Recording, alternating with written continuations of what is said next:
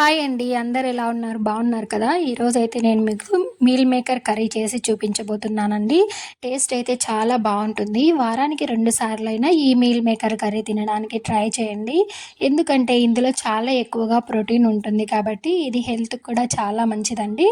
ముందుగా stove on చేసి pan పెట్టి అందులోకి 2 కప్పుల వాటర్ వేసి మూత పెట్టి బాగా మరిగించుకోండి. ఈ వాటరు బాగా మరుగుతున్నప్పుడు మనం ఇందులోకి ఉడికి ఒక కప్పు దాకా మీల్ మేకర్ వేసి కలుపుకొని స్టవ్ ఆఫ్ చేయండి. స్టవ్ ఆఫ్ చేసి తర్వాత మూత పెట్టి ఒక 4 నిమిషాలు అలాగే వదిలేయండి. వదిలేసిన తర్వాత మీల్ మేకర్ అనేది ఇలా తయారవుతుంది. తర్వాత వీటిని హ్మ్, వాటర్ అంతా వంపేసుకొని చల్ల వాటర్‌తో మంచిగా వాష్ చేసుకున్న తర్వాత ఒక కప్పు చల్ల వాటర్ వేసి మంచిగా వాష్ చేసుకున్న తర్వాత ఈ మీల్ మేకర్ అన్నిటిని కూడా స్క్వీజ్ చేసి పక్కన పెట్టుకోండి. వాటర్ అన్నీ ఇలా వంపేసి పక్కన పెట్టుకోండి. వాటర్ అనేది ఒక్క చుక్క కూడా ఉండకూడదు. తర్వాత ప్యాన్ పెట్టి అందులోకి ఒక 2 స్పూన్ల ఆయిల్ వేసి ఇందులో హోల్ గరం మసాలాలండి. మీకు ఏమేమి ఉంటే అవన్నీ వేసుకోండి. నేనైతే ఇక్కడ ఒక హాఫ్ టీ స్పూన్ జీలకర్ర, 3 ఇలాచి, 1 ఇంచు దాల్చిన చెక్క, ఒక యాలక్కాయ, ఒక బిర్యానీ ఆకు వేసానండి. తర్వాత ఒక కప్పు సన్నగా కట్ చేసి పెట్టుకున్న ఉల్లిపాయలు కూడా వేసి ఉల్లిపాయలు మగ్గేలోపు మనం ఇక్కడ మళ్ళీ మసాలాకి ప్రిపేర్ చేసుకుందాం. మిక్సీ జార్ తీసుకొని అందులోకి ఎండు కొబ్బరి,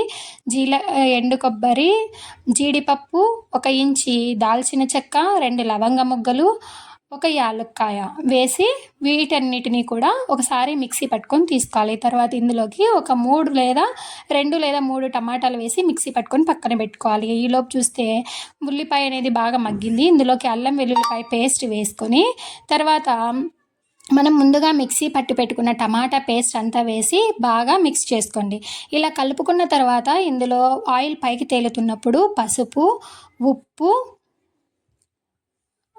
కారం పొడి, ధనియాల పొడి వేసి బాగా కలుపుకొని ఈ మసాలాల్లోంచి ఆయిల్ పైకి తేలుతున్నంత వరకు బాగా కలిపేసుకోండి. ఇలా ఎప్పుడైతే మనకు ఆయిల్ పైకి తేలుతుందో అప్పుడు మసాలా అనేది పచ్చి స్మెల్ రాకోకుండా ఉంటుందండి.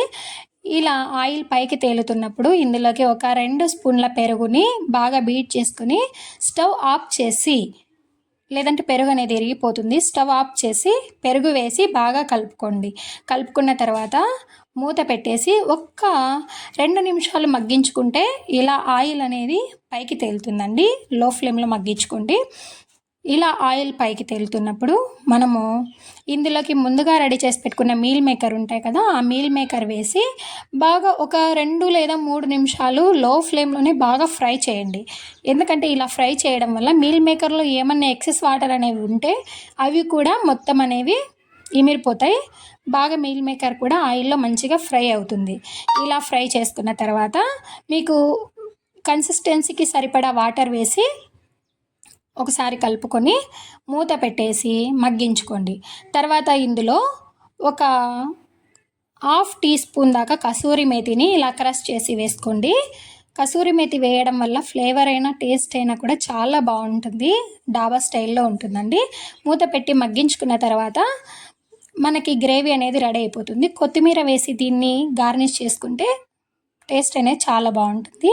తర్వాత ఒక సర్వింగ్ బౌల్లోకి తీసుకొని సర్వ్ చేసుకోండి. ఈ కర్రీ మటన్తో పోటీ పడుతుందండి. నాన్ వెజ్ తిన్న ఫీలింగ్ అయి ఉంటుంది. Thanks for watching. Like, share and subscribe.